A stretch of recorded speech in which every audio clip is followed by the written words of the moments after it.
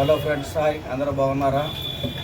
ఇప్పుడు ఈ సమయం కాలంలో ఈరోజు మన దగ్గరికి చెన్నై నుంచి వచ్చారు నవీన్ అన్న మంచి పెద్ద ప్లేయరు. కోటి గారి దగ్గర ఫస్ట్ నుంచి ఇప్పుడు మేము చిన్నపిల్లలప్పటి నుంచి వాళ్ళు సినిమా ఫీల్డ్లో ప్లే చేసేసారు. ఒకసారి అన్నం చూపించండి ఒకసారి.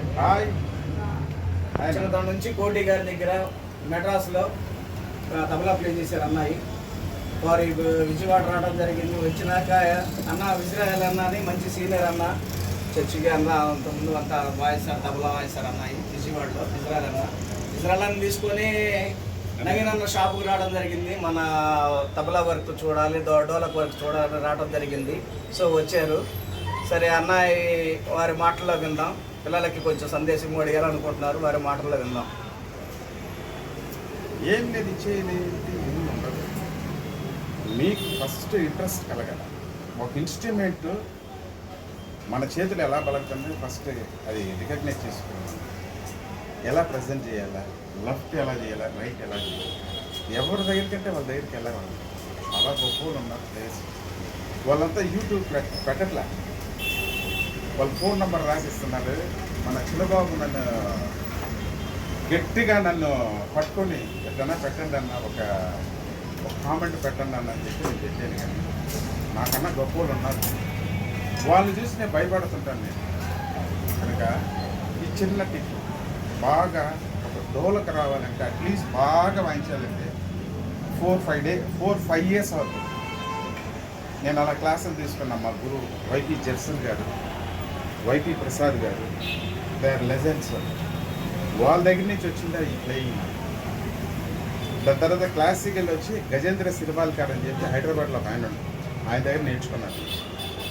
స్టిల్ నాకు డౌట్ వచ్చినప్పుడు అంతా ఆయన్ని అడగదని ఇంకెవరిని అడగండి. సినిమా ఫీల్డ్లో కొన్ని సంవత్సరాలుగా ఒక 40 సంవత్సరాలు అంటే ఇటు ముసలాడు అంటారు. నేను చిన్నప్పుడే వెళ్ళాను. అది దేవుని చిత్తం. దేవుడు నిర్ణయించాడు, దేవుడు నన్ను ఎన్నుకున్నాడు.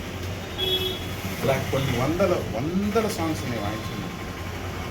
మెయిన్ నా సాంగ్స్ మీరు వినాలంటే, నేను పనిచేసిన సాంగ్స్ మీరు వినాలంటే రాజ్కోటి, కోటి 100% నా అఫోర్డ్ అయ్యాను. నేను ఒక్కనే కాదు, మా కో-ప్లేయర్స్తో కలిసి మేము వాయించుకున్నాం.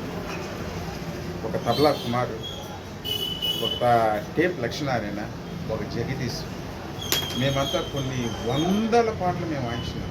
సో వాళ్ళ పేరు కూడా చెప్పాలి కాబట్టి ఆ కాలం ఒక 50-60 సంవత్సరాల ముందు ఒకే ప్లేయర్ వాయించేవాళ్ళు. ఇప్పుడంతా ట్రెండ్ మారిపోయింది, సౌండింగ్ డిఫరెంట్ అయిపోయింది.